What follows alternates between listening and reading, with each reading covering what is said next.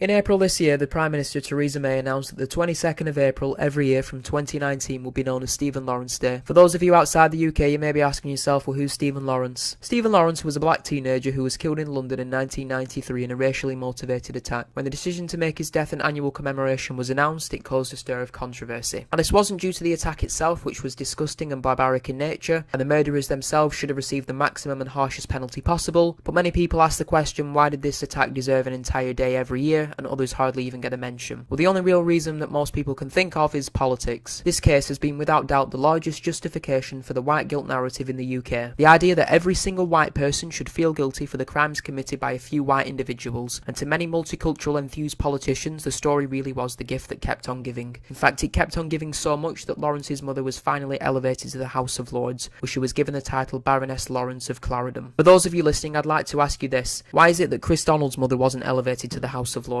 or Ross Parker's, or Richard Everitt's? In fact, chances are if you're British you probably have never even heard of these names, but you'd have heard of Stephen Lawrence's. Well, seeing as the fake news media won't tell you about them, let me do it instead. Kriss Donald was a 15-year-old Scottish schoolboy who was tortured and killed in 2004 by a gang of Pakistani Muslim men for being white. After being surrounded and kidnapped, he was thrown into the back of the car and they drove Kriss over 200 miles across Scotland looking for a house to take him to and torture. When they couldn't find him anywhere, they chose Clyde Walkway near Celtic's football ground instead in Glasgow. It was here that he was punched, kicked and stabbed 13 times, and while Kriss lay defenceless and bleeding to death on the floor, they began to pour petrol on him, and they set him on fire. It was even alleged they castrated him and stabbed him in the eyes and cut his tongue out. In fact, even at the time, the crime itself was almost unreported besides a couple of small local media outlets, and at the second trial it even took the BBC 18 days to report it. But unfortunately, Kriss won't get a day in his memory. Ross Parker, usually known as Half Pint to his mates because he was so small, was 17 when he was murdered in Peterborough for being white, again by a gang of Pakistani Muslims. While walking to a friend's house only 10 days after 9/11, he and his girlfriends were surrounded by the gang, some of whom were wearing balaclavas. They instructed Ross that, quote, he better start running, but they managed to quickly block his path and sprayed him in the face with CS gas so he couldn't see. They punched him in the stomach and stabbed him 3 times from behind the throat and chest with a hunting knife. While on the floor, they began to kick him repeatedly and one of the gang even struck him with a panel beater's hammer. He did, however, manage to make sure that his girlfriend escaped and she was able to run to a nearby petrol station and flag down a passerby. She used the phone to call the police, but while she was doing so, a police car was driving past and she was able to flag the policeman down. They rushed to the scene, but unfortunately when they got there, Ross had already bled to death due to the severity of his injuries. After the attack, one of the murderers, Ali Ahmed Awan, brandished the blood-stained knife and instructed the other murderers that they should cherish the blood.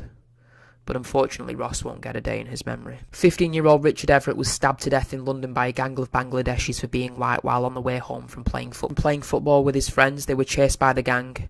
Now his friends were lucky enough to escape, but Richard was caught by them, and after being caught they stabbed him multiple times with a 7-inch kitchen knife, even piercing his heart. Not being too far from the family home, his friends were able to alert his parents, who rushed to the scene, but by the time they got there he was already being loaded into the ambulance and shortly afterward died in hospital. After the murder, one of the attackers boasted to his friends that he had, quote, stabbed up a white boy, although it isn't known who actually stabbed him, as some of the gang members were able to escape to Bangladesh and avoid prosecution. After his murder, his parents were so severely harassed and abused by the local Bengali community that they had to move homes. But again, unfortunately, Richard won't get a day in his memory. It really is sad that we live in a mostly white country, but yet white victims of crime are never spoken about, they're never heard about, and we never see it anywhere. But yet, we are the largest victims of hate crime in the UK. It is indeed right that black lives do matter, but so do white lives. So if you can take just a moment out your day to just offer up a prayer of thought, maybe even share the video around just to get some attention and raise some awareness for this, it really could go a long way.